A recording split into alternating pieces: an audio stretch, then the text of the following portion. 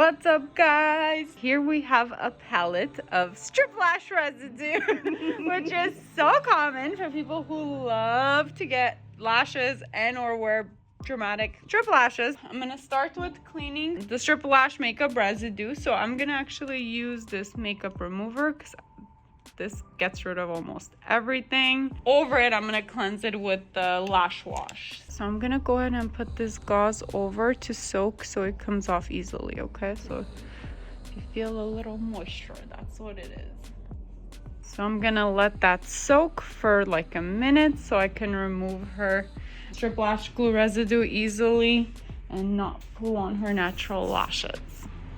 So this is super important to always make sure you guys clean and start off with a super clean palette. So then all that work you're gonna do and they're gonna pay for is gonna last. So we don't wanna spend 2 hours and them paying over $200 and get bad results. So make sure you take your time and clean.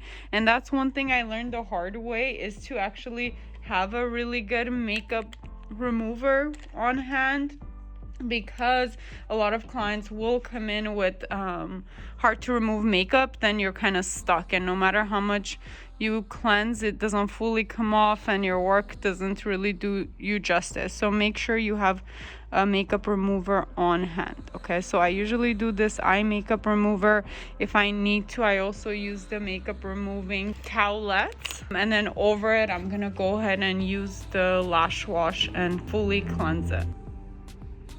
See how much makeup came off?